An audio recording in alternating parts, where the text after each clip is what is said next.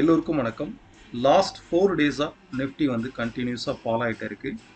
இது முக்கியமான ரீசன் அப்படின்னா, எப்போதுமே ஒரு பெரிய நியூஸ் வரும்போது அதுக்கு முன்னாடி ப்ராஃபிட் புக் பண்ணுவாங்க இன்வெஸ்டர்ஸ். லாஸ்ட் மினிட் ஃபியர்னு சொல்லுவோம். மார்க்கெட் வந்து ஒரு ஆல் டைம் ஹைல ரெக்கார்டு ஹைல இருக்கும்போது இந்த மாதிரி ப்ராஃபிட் புக் பண்ணுறது ஈஸி.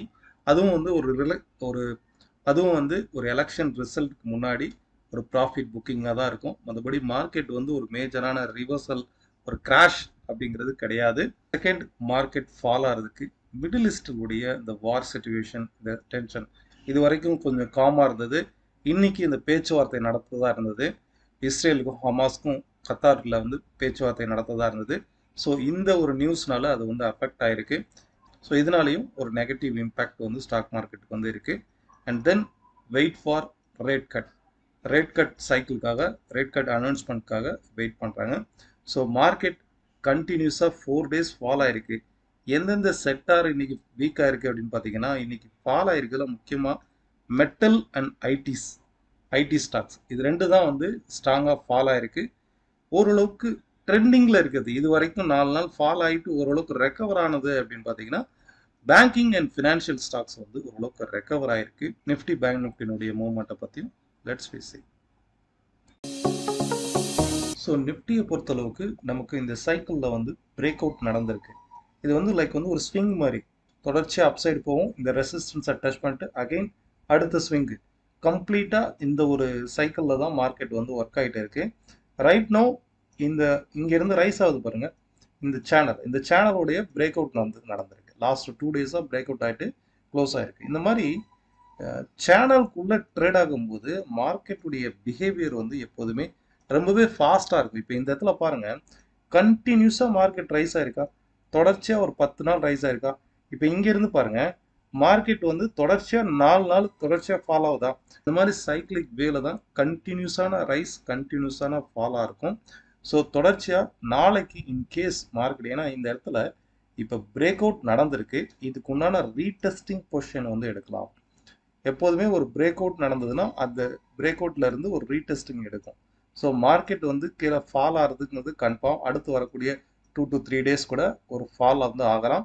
பட் நாளைக்கு பர்டிகுலராக நாளையை பொறுத்தளவுக்கு ஒரு அப்சைட் ரீட்ரேஸ்மெண்ட் வந்து நடக்கலாம்.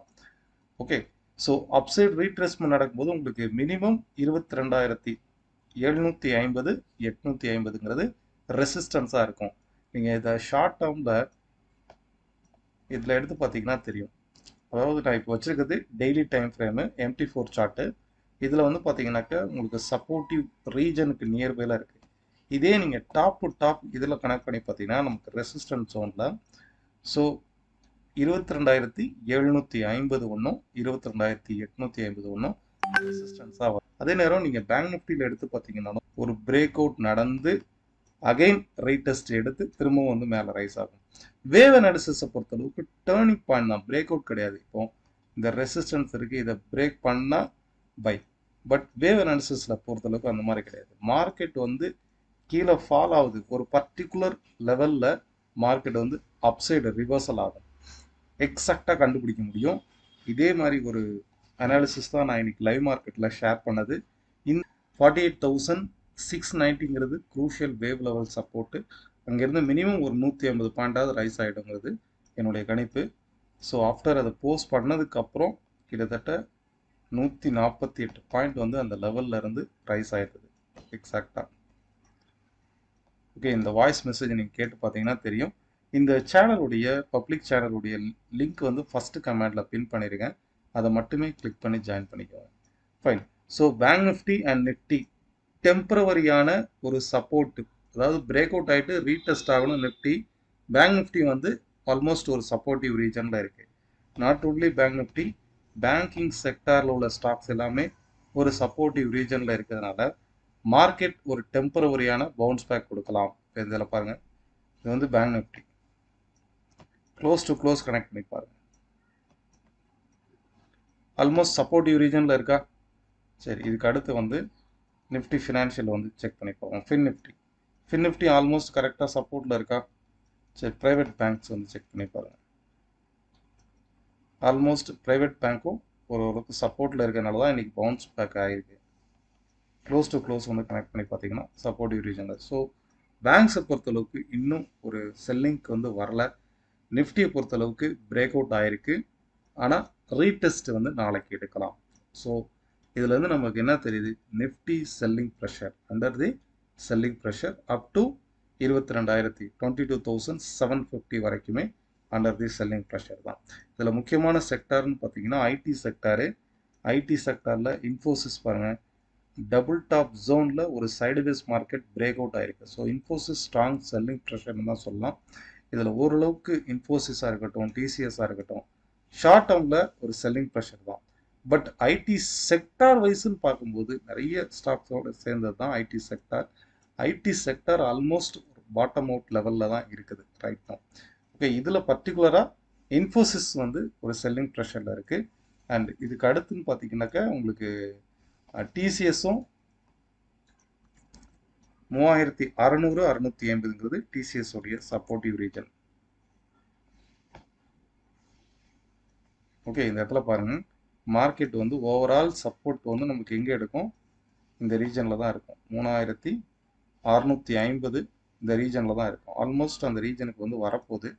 ஸோ டிசிஎஸ் வந்து பொசிஷனல் சப்போர்ட் நியர்பைல தான் ட்ரேட் ஆகிட்டு இருக்கு. ஓகே, அண்ட் இதில் வந்து பார்த்தீங்கன்னா டாடா ஸ்டீல் நம்ம கண்டக்ட் பண்ணக்கூடிய online class and 10 days direct class வந்து ஜூன் 5th ஸ்டார்ட் ஆகும். இது கம்ப்ளீட்டாக பேசிக்ஸ்லேருந்து அட்வான்ஸ் லெவல் வரைக்கும் ஸ்டெப் பை ஸ்டெப்பாக ப்ராக்டிக்கலாக இருக்கும். And 1 day workshop, suppose நீங்கள் ஒர்க் பண்ணிகிட்டு இருக்கீங்க அப்படின்னா இந்த 1 day ஒர்க் ஷாப் வந்து பர்டிகுலராக இந்த வேவ் அனாலிசிஸ், வேவ் லெவல்ஸ் எப்படி எடுக்கிறோம் இதை பற்றியான இருக்கும். டெக்னிக்கல் கம்ப்ளீட்டாக இது வந்து கவர் ஆகும். எக்ஸ்பீரியன்ஸ் பர்சன் இந்த 1 day ஒர்க் ஷாப்புக்கு என்ரோல் பண்ணிக்கலாம். கீழே உள்ள காண்டாக்ட் நம்பருக்கு காண்டாக்ட் பண்ணுங்கள். தேங்க்யூ. சேனலை வந்து தொடர்ச்சியாக வாட்ச் பண்ணுறவங்களுக்கு தெரியும், டாடா ஸ்டீல் வந்து நம்ம கிட்டத்தட்ட 126 127 சொல்லிட்டு இருக்கோம். 170 175 வரைக்கும் இந்த ஸ்டாக் வந்து ரைஸ் ஆகிடும். நான் வச்சிருக்கிறது வந்து வீக்லியில். நம்ம சேனலில் குறைஞ்சபட்சம் ஒரு 6 மாதத்துலேருந்து மேலே வாட்ச் பண்ணியிருக்கவங்களுக்கு தெரியும். பொசிஷனல் ட்ரேடர்ஸ் டாடா ஸ்டீலை பல வீடியோவில் வந்து நம்ம சொல்லியிருக்கோம். 120 125 இந்த ஜோனில் இருந்தே மார்க்கெட் வந்து 120. பிகாஸ் இதில் வந்து பார்த்தீங்கன்னா இந்த இடத்துல பிரேக் அவுட் ஆகும்போதே மென்ஷன் பண்ணியிருந்தேன், டாடா ஸ்டீல் கண்டிப்பாக உங்களுக்கு வந்து இந்த இடத்துல பிரேக் அவுட் ஆகும்போதே சொல்லியிருந்தேன். என்னோட ஸ்டூடெண்ட்ஸ்க்கும் நான் சொல்லியிருக்கிறேன் கேட்கும்போது. என்எம்டிசி இந்த 2 ஸ்டாக்குமே வந்து ஒரு நல்ல ஒரு அப்சைட் கொடுக்கக்கூடிய ஸ்டாக்கு. 175 வரைக்கும் அப்சைட் ரெசிஸ்டன்ஸ் இருக்குது.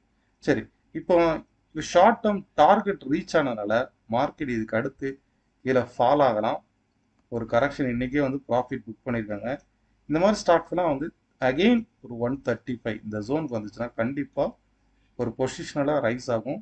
டுவோர்ட்ஸ் 200 வரைக்குமே இந்த ட்ரெண்ட் வந்து ஃபர்தராக கண்டினியூ ஆகிறதுக்கான பாசிபிலிட்டிஸ் இருக்குது. பெஸ்ட் ப்ரைஸ், ஒரு சீப்பான ப்ரைஸ் அப்படின்னு கேட்டிங்கன்னா 140லேருந்து 135ங்கிறது இந்த ஸ்டாக்குக்கு வந்து இருக்கும்.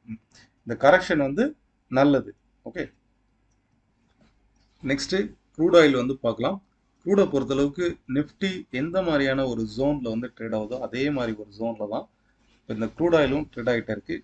வித்தின் இந்த சேனலுக்குள்ளே ட்ரேட் ஆகும்போது மார்க்கெட் வந்து இது பிரேக் பண்ணி க்ளோஸ் ஆனால் மட்டுமே, ஒரு டே கேன் பிரேக் பண்ணி க்ளோஸ் ஆனால் மட்டுமே ஃபர்தராக நெக்ஸ்ட் வந்து இந்த சேனல் அப்சைடு வந்து ட்ரெண்ட் கண்டினியூ ஆகுங்கிறத நம்ம கன்ஃபார்ம் பண்ண முடியும். 6750க்கு மேலே ஒரு டே கேன் க்ளோஸ் ஆனால் மட்டுமே இதை நம்ம அப்சைடாக கன்சிடர் பண்ண முடியும். இன்ட்ராடே ட்ரேட் பண்ணுறவங்க ஒரு செல்லிங்க்கு வந்து ட்ரை பண்ணி பாருங்கள். ஏன்னா பிரேக் அவுட் வந்து டவுன் சைடு பிரேக் அவுட் ஆகுதான்னு பாருங்கள். இப்போ இந்த ஓகே, இந்த ட்ரெண்டு ஆல்ரெடி உங்களுக்கு பிரேக் அவுட் ஆயிருக்கு. ஃபைன். இப்போது நம்ம ட்ராக் பண்ணவது எப்படி ட்ராக் பண்ணணும், இந்த டாப் டு டாப் வந்து நம்ம ட்ராக் பண்ணணும். ஸோ மார்க்கெட் செல்லுங்கிறது நமக்கு தெரிஞ்சு போச்சு. பாருங்கள், கரெக்டாக இந்த இடத்துல இந்த ட்ரெண்ட் லைனை ஃபாலோ பண்ணி மார்க்கெட் ஃபாலோ ஆகுதா. ஸோ அப் டு 6615 வரைக்குமே செல் ஆன் ரைஸில் வந்து இருக்கலாம். டுவோர்ட்ஸ் இந்த ஃபால் வந்து 6498 6500 வரைக்குமே இந்த ஃபால் வந்து கீழே ஃபால் ஆகிறதுக்கு பாசிபிலிட்டிஸ் அதிகம். ஸோ க்ரூடை பொறுத்தளவுக்கு மார்க்கெட் வந்து ரெசிஸ்டன்ஸ்லேருந்து ரிஜெக்ட் ஆகி வருது. ஸோ ஃபால் ஆகிறதுக்கு தான் பாசிபிலிட்டிஸ் அதிகம். நீங்கள் கமெண்ட் பண்ண ஒரு சில ஸ்டாக்ஸ் வந்து ரிப்ளை கொடுத்துருக்கேன். இன்றைக்கி ரிமைனிங் இதுக்கு வந்து ரிப்ளை கொடுக்குறேன். உங்களுடைய கருத்துக்கள் அண்ட் கமெண்ட்ஸை கீழே உள்ள கமெண்ட் பாக்ஸில் தெரிவிங்க. நன்றி, வணக்கம்.